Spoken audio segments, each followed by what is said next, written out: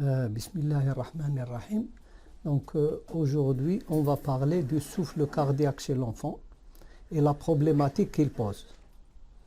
Donc en introduction, il faut savoir que le souffle cardiaque est présent chez presque 80% des enfants, donc d'après les données américaines. Donc nous avions fait un travail sur la prévalence des cardiopathies rhumatismales et congénitales, donc il y a bien longtemps, en 1943, en 1984, et on avait retrouvé que sur l'échantillon sur lequel on avait travaillé de 12 800 enfants, on avait trouvé un pourcentage de 48,5% qui avaient un souffle innocent. Et pour vous montrer donc si on veut donc comparer la prévalence des souffles innocents par rapport aux souffles organiques, ou là les souffles chez les enfants chez qui on trouve une cardiopathie, il faut savoir que les enfants porteurs de cardiopathie ne représentent que 1% des enfants. Donc c'est un motif de consultation très fréquent en cardiologie pédiatrique, sinon c'est le plus fréquent. Et la problématique qu'il pose, c'est de différencier un souffle innocent d'un souffle pathologique. Et ce souffle innocent a une dénomination multiple, donc il est appelé souffle innocent ou souffle normal ou souffle naturel ou souffle physiologique ou souffle bénin. Donc on va faire un petit rappel physiologique. Donc il faut savoir que le cycle cardiaque, vous avez deux phases, vous avez la systole et la diastole. La systole qui commence avec la fermeture des valves auriculo-ventriculaires, c'est-à-dire quand la pression du ventricule gauche dépasse celle des oreillettes, et la fin de la systole correspond à la fermeture des valves semi-lunaires. Donc quand la pression aortique devient inférieure à à la pression ventriculaire. Donc le cycle cardiaque, on a dit qu'on prenait la systole qui correspond à l'éjection cardiaque, et la diastole, c'est la phase de remplissage cardiaque. Les bruits du cœur qui sont des vibrations du son résonnant à travers le thorax. Donc pour les bruits du cœur, vous avez deux bruits. On a le premier bruit qui correspond à la fermeture des valves auriculo-ventriculaires. Ce bruit est le plus souvent unique. Les deux valves auriculo-ventriculaires, c'est-à-dire la mitrale et la valve tricuspide, se ferment en même temps. Quant au deuxième bruit, il est en rapport avec les valves semi-lunaires, c'est-à-dire la valve aortique et la valve pulmonaire. Mais le deuxième bruit peut être dédoublé dans certaines situations. On peut avoir un dédoublement physiologique, c'est-à-dire lors de l'inspiration, parce qu'il y a un surplus de son qui arrive au niveau des cavités droites. Et vous pouvez avoir un dédoublement fixe. Celui-ci est retrouvé dans les surcharges ventriculaires droites, c'est-à-dire dans la communication interauriculaire et dans le retour veineux pulmonaire.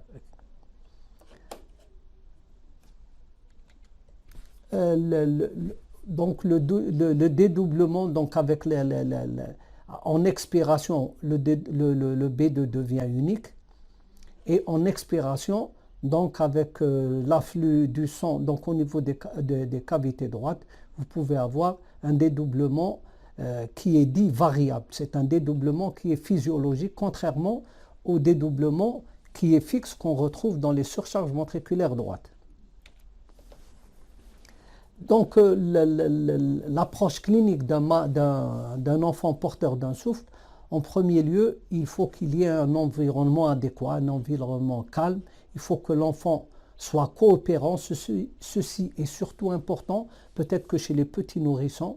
Donc il faut donc examiner l'enfant ou le nourrisson dans les bras de sa maman, donc s'il est agité.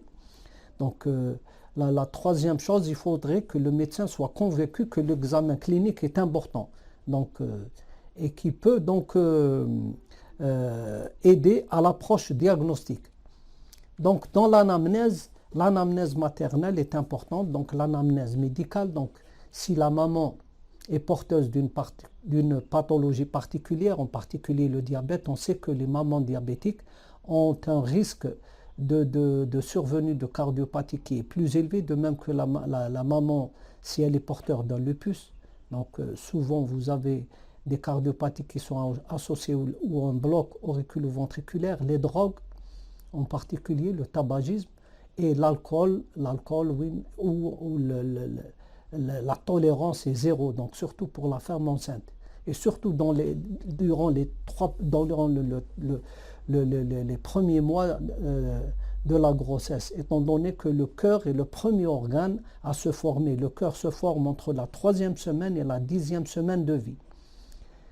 Les maladies héréditaires avec une cardiopathie, donc il faut s'enquérir, donc s'il n'y a pas une pathologie cardiaque dans la famille, et les décès durant l'enfance par cardiopathie dans la fratrie et les antécédents familiaux.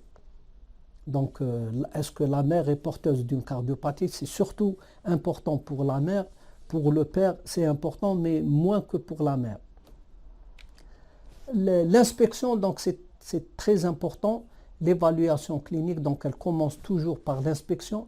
L'aspect général, est-ce que l'enfant est tachypnéique? Est-ce qu'il y a une cyanose?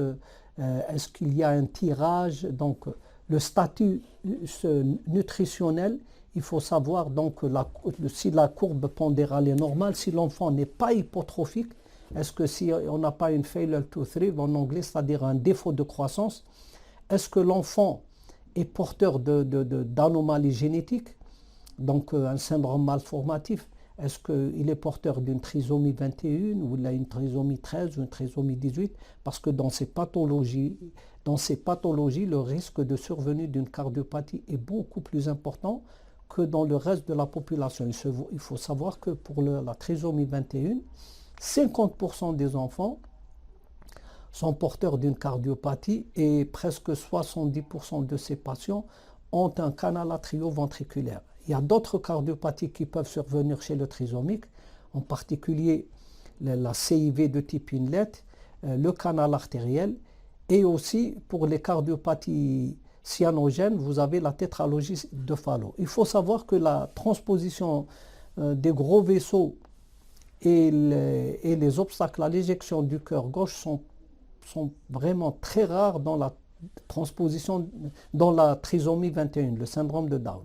Pour la trisomie 13 et la trisomie 18, ce sont des patients qui souvent présentent des cardiopathies qui d'emblée à la période néonatale sont en hypertension artérielle pulmonaire.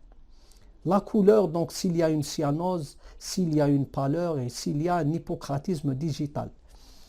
Et aussi donc la déformation thoracique, parce que dans certaines cardiopathies, en particulier dans le shunt gauche-droit, vous pouvez avoir une déformation thoracique qui souvent correspond à une cardiopathie sévère. Par exemple, les shunts gauche-droit, ce qu'on appelle le thorax de Davis, où vous avez un bombement susmamelonnaire et une dépression sous-mamelonnaire.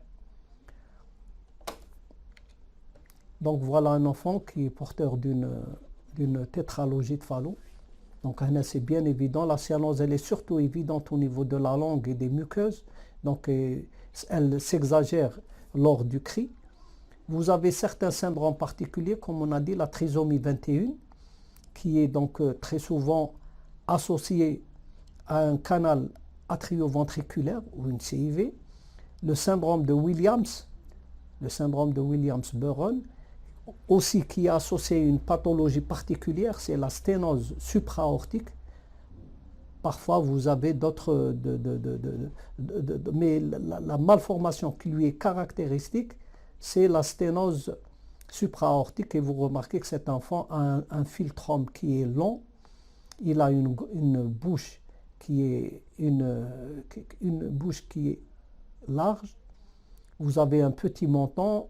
Vous avez aussi un gonflement périorbitaire et vous avez des oreilles qui sont bas implantées. Donc c'est des faciès particuliers, il faut en voir 2 ou 3 pour les reconnaître et c'est très important.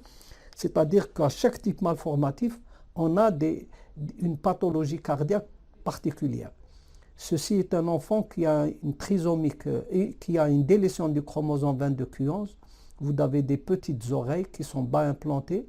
Vous avez des narines, donc des narines qui sont plus ou moins relevées. Vous avez un bombement de l'extrémité du nez et vous avez un philtrum qui est lent et vous avez une petite bouche. Et ce sont des enfants, ces délétions du chromosome 21, délétions du chromosome 22q11, ils sont souvent associés à la tétralogie de Fallot, au truncus arteriosus, à la fenêtre aortopulmonaire, aux atrésies pulmonaires à septum interventriculaire, ouvert. Ici, c'est un syndrome de Noonan. Donc, vous avez des oreilles qui sont bas implantées, vous avez un hypertélorisme, vous avez une inclinaison anormale donc, des yeux, vous avez un front qui est bombant. Et ce syndrome de Noonan, qui est assez fréquent, est très souvent lié à une pathologie particulière. Ici, c'est la sténose pulmonaire, la communication interauriculaire et parfois la cardiomyopathie hypertrophique. La palpation qui est un temps extrêmement important. Donc la palpation est capitale dans l'approche clinique d'un souffle. Il faut palper les pouls. Donc est-ce que les pouls sont bien perçus, normalement perçus ou là trop bien perçus, comme dans la CIA. Donc et surtout il faut palper les pouls aux membres supérieurs, aux membres inférieurs. Donc et aussi ne pas oublier que le pouls pédieux, quand on a un enfant qui est obèse ou où on a des difficultés à palper les pouls fémoraux, il faut essayer de palper les pouls pédieux. Donc les pouls sont trop bien perçus dans la persistance du canal artériel ou dans le tronc artériel commun. Les pouls peuvent être abolis ou faiblement perçus aux membres supérieurs et bien perçus aux membres inférieurs. Aux membres supérieurs et aux membres inférieurs, c'est dans la sténose aortique serrée, donc c'est un caractère de sévérité, et aussi dans l'hypoplasie du cœur gauche. Les pouls peuvent être abolis aux membres inférieurs et bien perçus aux membres supérieurs, c'est très en faveur de la coarctation de l'aorte. Et si on a une suspicion de coarctation de l'aorte, vous allez rechercher un souffle qui est mésocardiaque et qui irradie au niveau du dos. C'est une caractéristique particulière. Et la troisième chose que vous devez faire absolument, c'est de prendre la tension artérielle au niveau du membre supérieur et au niveau du membre inférieur. Et vous allez retrouver un gradient entre le membre supérieur et le membre inférieur de plus de 10 mm de mercure. Bien sûr qu'il faut palper le thorax, tous les foyers cardiaques. Donc, si vous avez un frémissement au niveau du bord sternal à droite, à la partie supérieure, c'est généralement donc le foyer aortique. Donc, et aussi ne pas oublier le creux susternal. Si vous avez un frémissement au niveau du creux susternal, ça signe généralement et très souvent une sténose aortique valvulaire ou supravalvulaire, parce que la sténose sous-valvulaire ne donne pas un frémissement au niveau du creux susternal. Comme on a dit, donc il ne faut pas oublier de palper les autres foyers et rechercher un choc de pointe droit. Un choc de pointe droit qui signe une dilatation des cavités, des cavités droites. Bien sûr, il faut palper le foie, donc surtout si l'enfant est dyspnéique, il faut rechercher une hépatomégalie qui est un signe donc, de congestion veineuse et qui est associée à l'insuffisance cardiaque. Et la prise de la pression artérielle est importante. Et d'après les dernières recommandations de la Task Force pour l'hypertension, tout enfant âgé de 3 ans, à partir de 3 ans, doit bénéficier d'une prise de la pression artérielle au moins une fois par an. Et pour les patients qui ont un âge inférieur à 3 ans et qui présentent des pathologies particulières, en particulier la prématurité ou le petit poids de le retard de croissance intra-utérin, ou s'ils sont porteurs d'une cardiopathie, s'ils ont un problème rénal, ou s'ils ont été greffés, doivent eux aussi bénéficier de la prise de la pression artérielle, même s'ils sont âgés de moins de 3 ans. Et il y a aussi certaines populations à risque pour l'hypertension, c'est surtout les obèses, les enfants qui ont une maladie rénale, la coarctation de l'aorte et le petit poids de naissance. Donc la manière de prise de la palpation du pouls, donc il faut essayer de palper en même temps le pouls au membre inférieur, c'est-à-dire au niveau des fémorales, et ici au niveau, donc, au niveau du coude, l'artère humérale. Donc essayer aussi de comparer entre le membre supérieur droit et le membre supérieur gauche.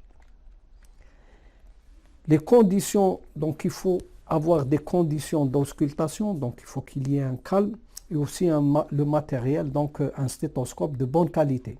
Analyser, donc dans l'auscultation, il faut analyser les bruits du cœur, comme on a dit, le B1, le B2 et la présence de souffle.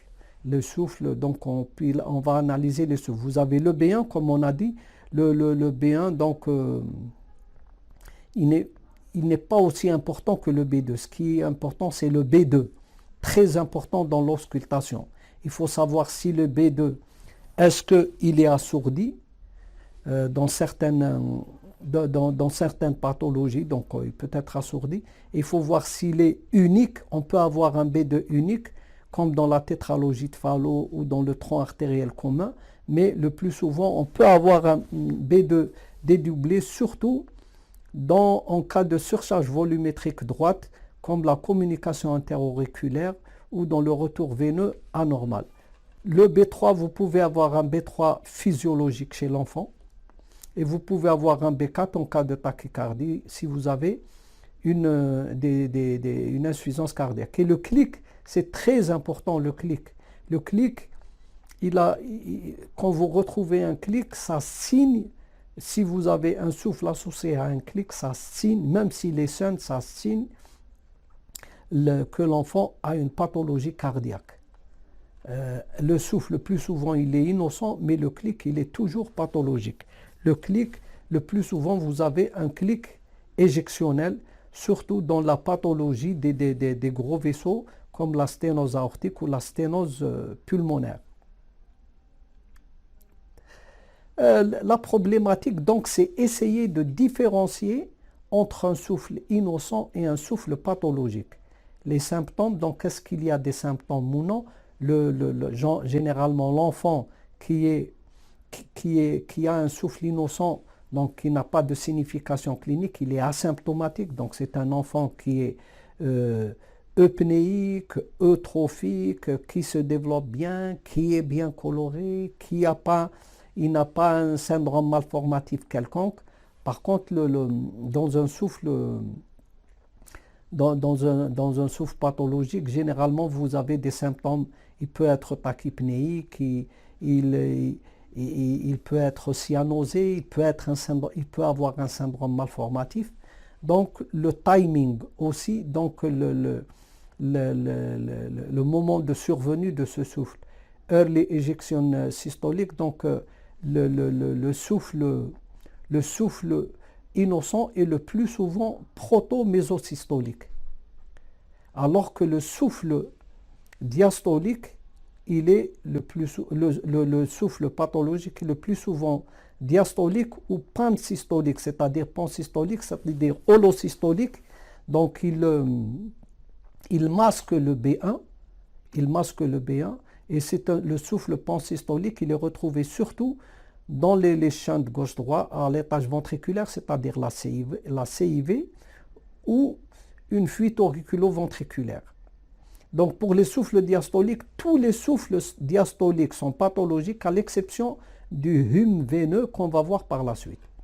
Les caractères du souffle, le souffle innocent, il est bref, il est doux, il est vibratoire, parfois il est musical, il irradie peu et surtout, donc, une règle que vous devez toujours retenir, c'est d'ausculter l'enfant en position debout, puis en position assis, puis en position debout. Donc si vous avez un souffle qui diminue ou qui disparaît avec la position debout, vous êtes presque sûr que c'est un souffle innocent. Et puis le souffle, généralement, il est situé sur le bord sternal. Le souffle organique, donc généralement, il est plus long, c'est-à-dire holosystolique, il prend toute la systole. Son intensité est importante, donc elle est généralement supérieure à 3/6. Ça veut dire qu'à partir s'il est supérieur à 3/6, le plus souvent, il est frémissant. Donc, il est rude, la radiation donc, à travers le précordium. Donc, vous avez des irradiations préférentielles. La VSD, c'est-à-dire ventricule septal defect, la CIV, donc elle irradie généralement en dents de roue. Vous avez une irradiation vers le dos, donc elle est caractéristique de la sténose pulmonaire, pulmonary stenosis, ou la coarctation de l'aorte. Et donc l'irradiation vers le vaisseau du cou, c'est surtout la sténose aortique. Donc retenez ces irradiations.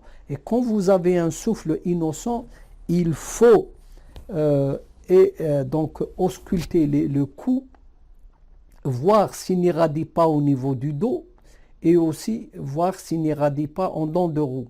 Et surtout, s'il n'irradie pas vers la ligne axillaire. Donc il faut l'ausculter en décubitus latéral gauche.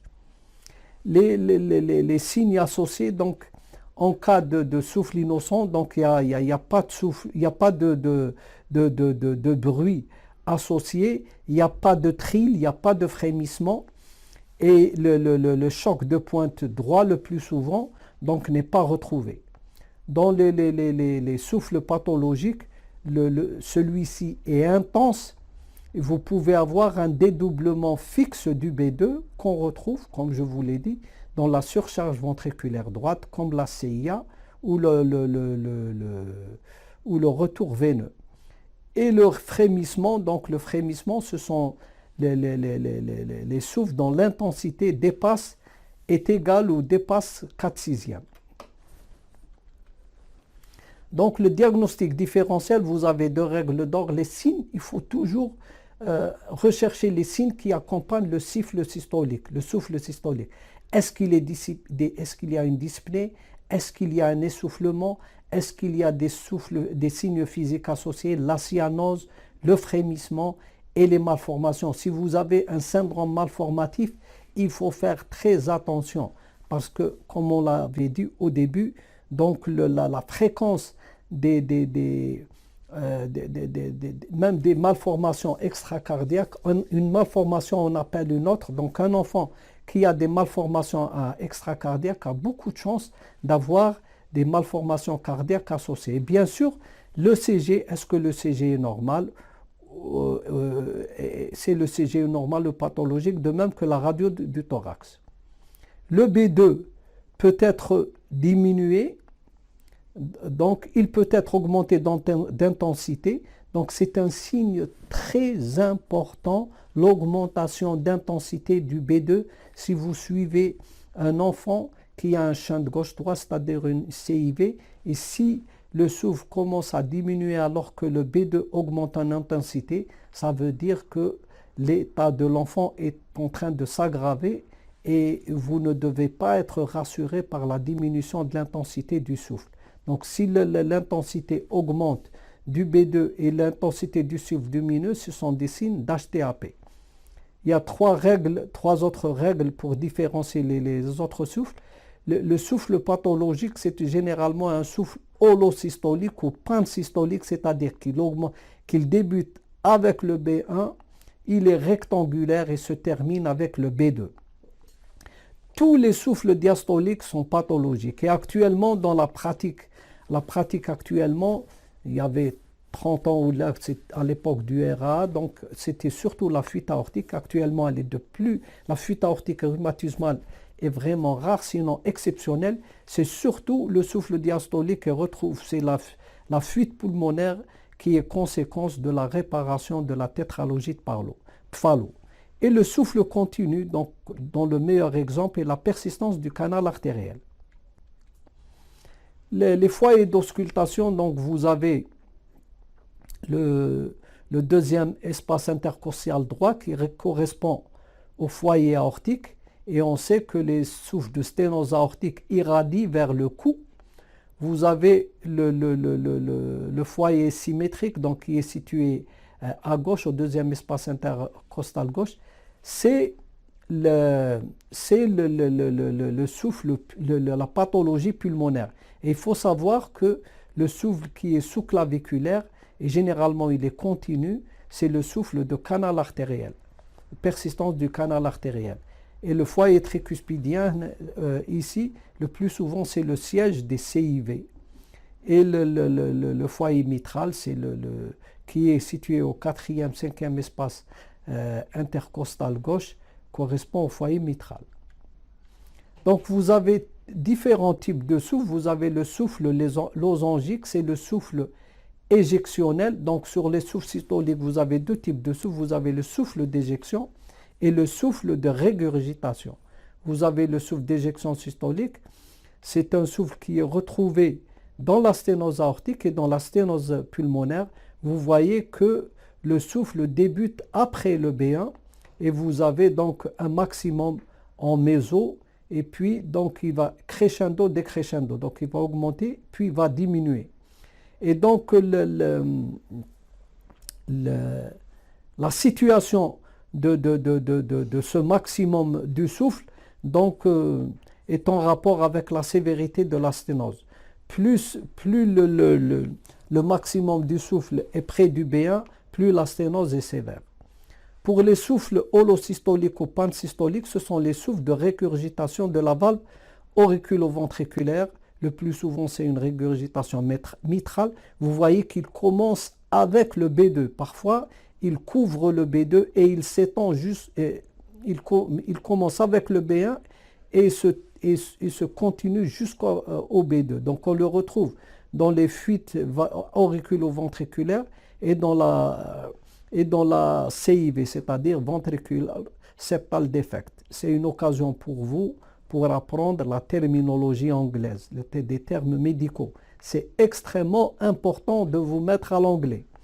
Et vous avez les souffles télédiastoliques, c'est surtout le souffle du prolapsus mitral et qui est mieux entendu en position debout par rapport à la position couchée.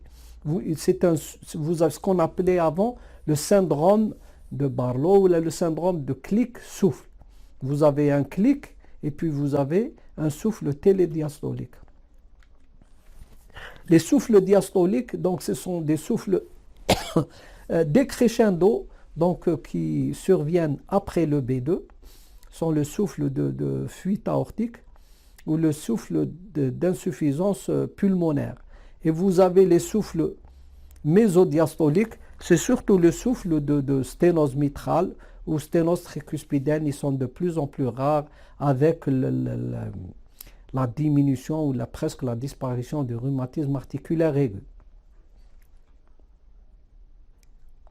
Et vous avez les souffles, les souffles télédiastoliques. Vous avez les souffles continus. Vous avez ici deux types de souffles. Ça, c'est un souffle continu et ça, c'est un souffle systolo-diastolique. Donc, il faut voir la différence. Ce n'est pas les mêmes, même la pathologie qui est derrière les deux souffles n'est pas la même. Ici, vous avez un souffle qui est crescendo, décrescendo et son maximum se situe au niveau du B2 et très souvent, il masque le B2 puis il va diminuer progressivement donc jusqu'au B1. C'est ce qu'on appelle un souffle, le machinery murmur en anglais, c'est-à-dire le souffle de locomotive. C'est un souffle continu différent du souffle systolo-diastolique qu'on retrouve.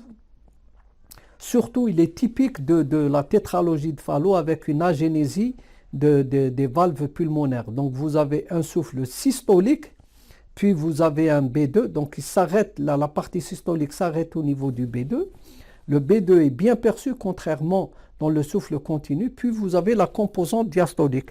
Vous le retrouvez aussi dans la sténose aortique avec fuite aortique, ce qu'on appelle le syndrome de l'Aubry-Pezzi, où là, vous pouvez le retrouver aussi dans dans la tétralogie de Fallot, après la réparation de la tétralogie de Fallot. Vous avez un souffle systolique pulmonaire et une fuite pulmonaire. Voilà, vous avez ici les différents aspects des souffles qu'on a vus tout à l'heure. Donc vous avez les mêmes schémas. Donc l'intensité des souffles. Donc l'intensité des souffles, vous avez deux tableaux pour les souffles systoliques et les souffles diastoliques. Pour le souffle systolique, la classification, c'est la classification de Lévy. Donc ça va du grade 1 jusqu'au grade 6. Donc le 1, il est presque difficilement audible. Il faut faire bien attention pour le retrouver. Il faut une ambiance calme. Le deuxième, le stade 2, c'est-à-dire c'est un souffle doux, bien audible, facilement audible. Alors que le type 3, il est modérément intense. Il est modérément intense, mais il n'est pas, il n'est pas frémissant. Vous avez le stade 4, il est modérément intense, mais vous retrouvez un trill. Donc le trill, c'est au niveau du foyer, donc soit la sténose pulmonaire, c'est au niveau du foyer pulmonaire, c'est la sténose aortique, c'est au niveau du foyer aortique. Et il faut savoir que pour différencier les deux, entre la sténose aortique et la sténose pulmonaire, la sténose aortique donne plus facilement, presque toujours, la sténose valvulaire pulmonaire, aussi un frémissement au niveau du creux susternal. Le grade 5, ce sont des souffles très intenses, ce sont des souffles avec un trill. Vous pouvez donc l'ausculter avec la cupule du diagnostic, donc même détaché partiellement du thorax. Le dernier, il est très intense et avec un stéthoscope qui est détaché de presque un demi-centimètre de la paroi thoracique, vous pouvez l'écouter. La graduation des souffles diastoliques, donc vous avez 4 grades. Vous avez le souffle difficilement audible, le souffle doux mais facilement retrouvé, le type 3 très facilement retrouvé, ou le 4e qui est très intense. Toujours un souffle, il faut toujours faire les manœuvres. Donc les manœuvres, si vous, à l'inspiration, il y a certains souffles qui vont augmenter la précharge et diminuer diminuer la précharge du VD, augmente la précharge du VD et diminue la précharge du VG. C'est caractéristique des souffles du cœur droit. Donc par exemple, si vous avez une fuite tricuspidienne, donc si vous inspirez, vous allez avoir une augmentation du souffle de fuite tricuspidienne. Ce qu'on appelle le signe du Mexicain, un éminent Mexicain, c'est le signe de Carvalho Ribeiro. À l'expiration, c'est le contraire, c'est surtout les souffles gauches qu'on peut mettre en évidence. Le souffle gauche, auparavant, donc pour mettre en évidence un souffle de fuite aortique qui n'était pas très intense, donc on faisait expirer l'enfant, le mettait en position assise, donc le thorax courbé vers l'avant. Les types de souffles innocents, donc vous avez les plus importants, donc vous avez le souffle de Steele. Donc Steele n'a pas seulement décrit, il est rendu célèbre pour le rhumatisme donc, de l'enfant, l'atteinte rhumatismale de l'enfant, mais il y a le souffle innocent donc, de l'enfant, le souffle de Steele, c'est le souffle le plus fréquent qui est situé à l'endapex. Vous avez le souffle éjectionnel pulmonaire, aussi vous avez le souffle des branches pulmonaires, et pour les souffles continus, vous avez surtout le souffle mammaire. Le souffle mammaire, on le retrouve chez la femme qui allait, donc chez l'enfant, donc ce n'est pas du ressort du pédiatre. Les examens complémentaires, donc la radiographie et le CG sont peu contributifs pour différencier un souffle innocent du souffle organique. L'oxymétrie cutanée, donc ça fait partie donc, de l'examen d'un cardiaque. Il faut voir s'il n'y a pas une hypoxémie. Donc, est-ce qu'il n'y a pas une cyanose ou là une cyanose différentielle. Mais l'examen clé reste l'échocardiographie. Mais on peut vous dire que beaucoup il y a eu beaucoup d'études là qui ont montré que l'examen clinique, lui seul, permet de différencier un souffle innocent d'un souffle organique. Mais dans la pratique courante, nous préférons donc pour un enfant, il faut que l'enfant fasse, si on a des doutes ou là, on fait une échocardiographie au moins une fois dans sa vie. Donc, mais si vous faites une échographie et qu'on vous dit que le cœur est sain, que ce souffle est innocent, donc ce n'est pas la peine de répéter les examens échocardiographiques. Une seule suffit. Si l'examen est normal, stop. On ne répète pas les échocardiographies. On va parler de souffle du Still. Donc, il a été décrit en 1897 par Still. Il est retrouvé surtout chez les enfants âgés entre 2 et 6 ans. L'intensité ne dépasse jamais 3/6. Il est situé à l'endapex, sur le bord sternal gauche, dans la partie basse. Le souffle, il est éjectionnel. Il est accentué par la fièvre, par l'effort et l'anémie. Il est vibratoire. Donc, c'est un souffle vibratoire, musical. Et aussi, il est variable avec les changements de position. Donc, il faut mettre votre enfant en position debout. Si vous avez un changement ou là, une disparition ou là, une diminution de ce souffle, vous pouvez presque être sûr que c'est un souffle innocent. Le diagnostic différentiel peut se poser donc avec une CIV. Vous voyez ici à l'échographie une petite CIV musculaire. Ici une CIV périmembraneuse. Il peut se différencier. Il faut différencier avec une CMH. Mais là, la différence, c'est que le souffle de CMH augmente en position debout alors qu'il n'est pas très bien perçu en position couchée. Donc c'est tout à fait le contraire du souffle de Still. Donc c'est très important. Il y a deux souffles qui sont exagérés par la position debout. C'est le souffle de CMH et le souffle que vous retrouvez dans le prolapsus de la valve mitrale. La différenciation avec la fuite mitrale, le souffle de fuite mitrale, il est situé au niveau du foyer mitral, donc plus loin que l'endapex, et très souvent il irradie vers l'aisselle. Donc quand vous avez un doute ou là, il faut mettre votre enfant en position décubitus latéral gauche et rechercher l'irradiation de ce souffle vers l'aisselle. Les souffles des branches pulmonaires, ce sont des souffles fréquents chez le nouveau-né et le prématuré. Et généralement, ces souffles disparaissent avant 6-9 mois. C'est un souffle éjectionnel sur la partie haute du sternum. L'intensité toujours de 1 à 3/6. Il débute à la naissance, donc il disparaît vers 6 mois, 9 mois. Donc s'il ne disparaît pas, là, il faut rechercher une sténose des branches de l'artère pulmonaire ou une autre pathologie. Donc le souffle, il est dû à la turbulence du sang au niveau du tronc ou de la bifurcation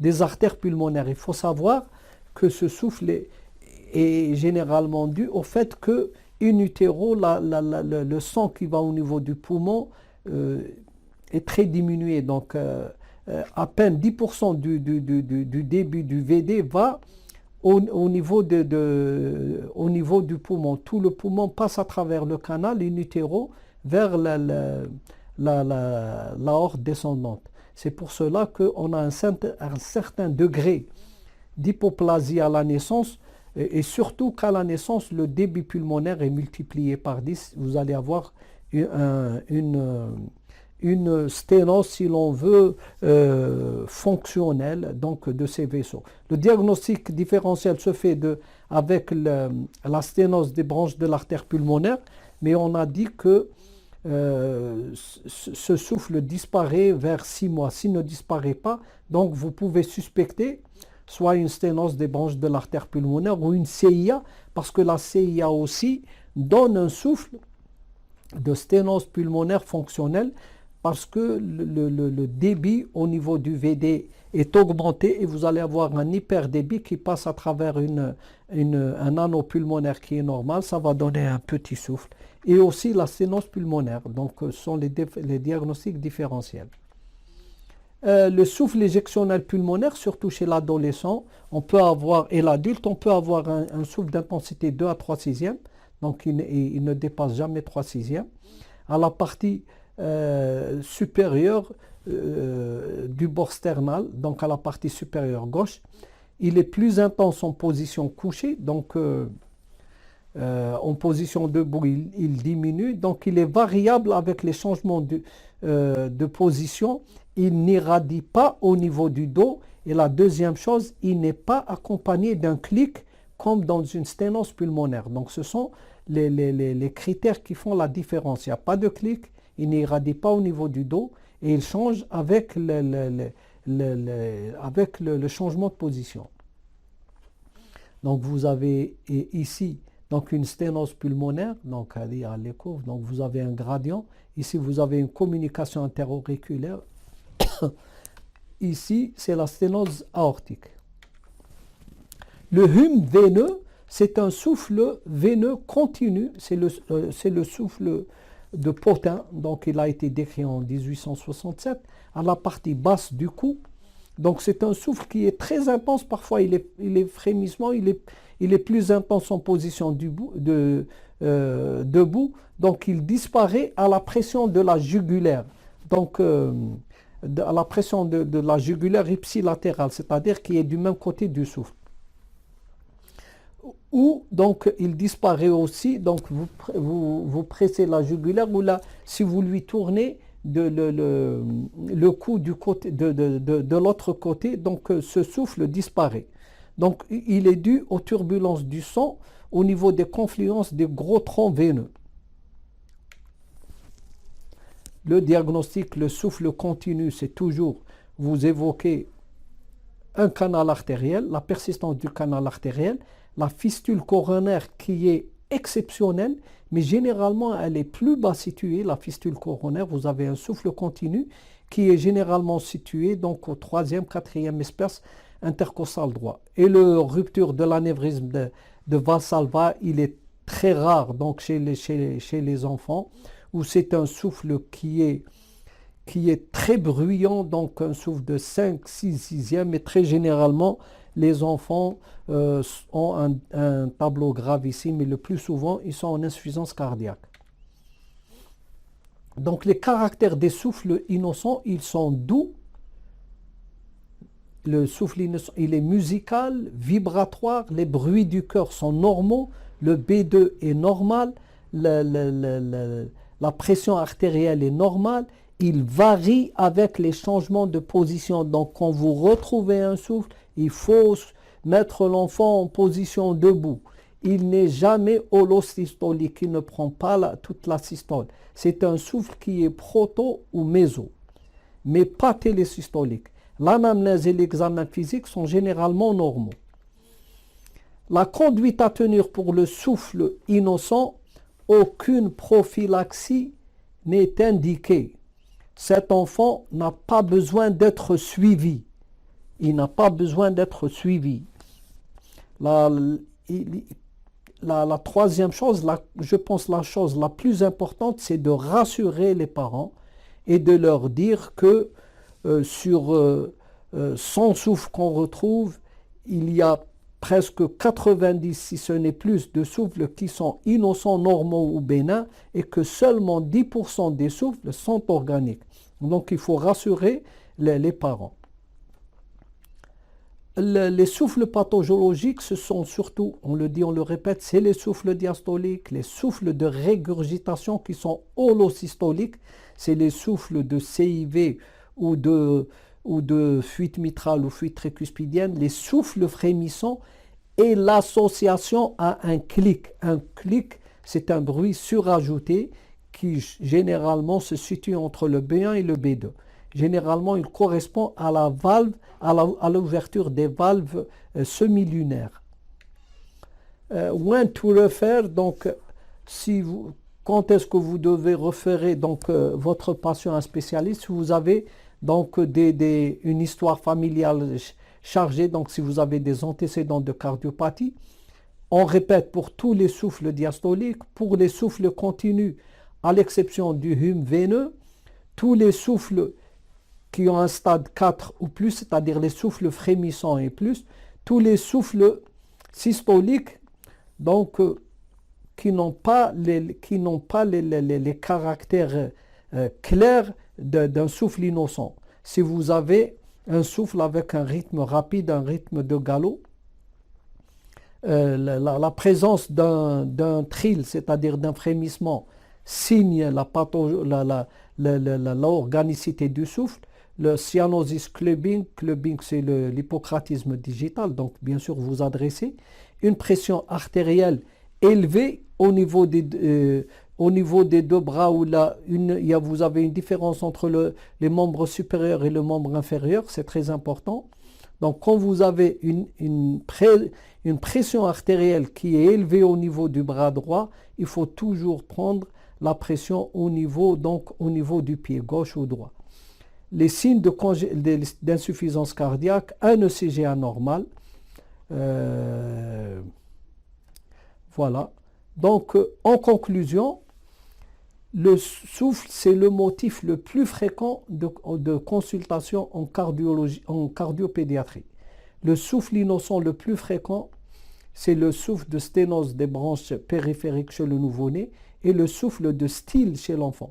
L'examen clinique suffit le plus souvent à faire le diagnostic de souffle de Still. Si vous avez un doute, l'échocardiographie, c'est à l'échocardiographie que revient le dernier mot et je vous remercie.